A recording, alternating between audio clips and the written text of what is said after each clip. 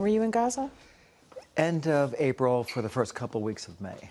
Dr. Mark Perlmutter, an orthopedic surgeon from North Carolina and vice president of the International College of Surgeons, volunteered in Gaza.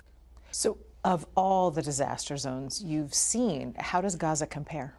All of the disasters I've seen combined, 40 mission trips, 30 years, ground zero, earthquakes, all of that combined doesn't equal the level of carnage that I saw against civilians in just my first week in Gaza. And when you say civilians, is it mostly children? Almost exclusively children.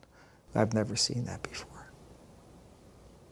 Never seen that. I've seen more incinerated children than I've ever seen in my entire life combined. I've seen more shredded children in just the first week. Shredded? Shredded. What do you mean? Missing body parts, being crushed by buildings, the greatest majority, or bomb explosions, the next greatest majority. We've taken shrapnel as big as my thumb out of 8-year-olds, and then there's sniper bullets. I have children that were shot twice. Wait, you're saying that children in Gaza are being shot by snipers? Definitively. I have 2 children that I have photographs of that were shot so perfectly in the chest I couldn't put my stethoscope over their heart more accurately, and directly on the side of the head in the same child. No toddler gets shot twice by mistake by the world's best sniper. And they're dead center shots.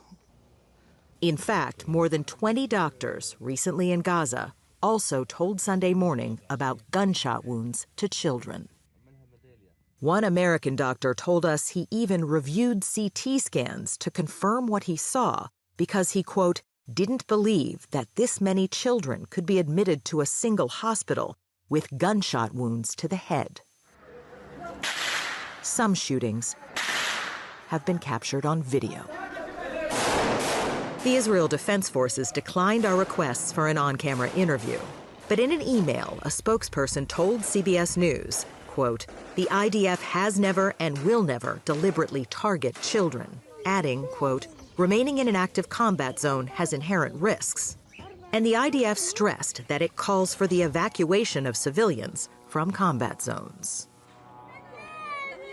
The UN reports that to date, more than 80% of Gaza's population has been displaced and the majority of its buildings destroyed. A reality which has taken its own toll on the well-being of children. What about the emotional wounds? How can you measure that? I can't measure my own. How do you be an orphan and watching your family, melted in front of you and shredded in front of you? How do you fix that? Ever fix that? In fact, so many Palestinian children have had family members killed that doctors created a shorthand term, WCNSF, Wounded Child, No Surviving Family. We're very proud and honored to be able to bring... Last month, speaking in Washington, D.C., other American doctors echoed Dr. Perlmutter's calls for help. We've described it as a catastrophe, a nightmare, a hell on earth. It's all of these and worse. We didn't even have hand sanitizer or alcohol or soap most of the time. And while we're there, we're listening to, aid is getting in. We're taking care of civilians. They're not being targeted. And yet we're witnessing a completely different story. For dozens of miles, we saw 18-wheelers parked bumper to bumper, engines off outside of Gaza. Food or health care could not get in. How many kids are in danger of starvation in Gaza? All of them. Absolutely all of them. United Nations experts have accused Israel of carrying out a targeted starvation campaign. But Israeli officials say they've allowed the delivery of more than 600,000 tons of food and supplies, quote, with the goal of bringing as much aid into the Gaza Strip as possible.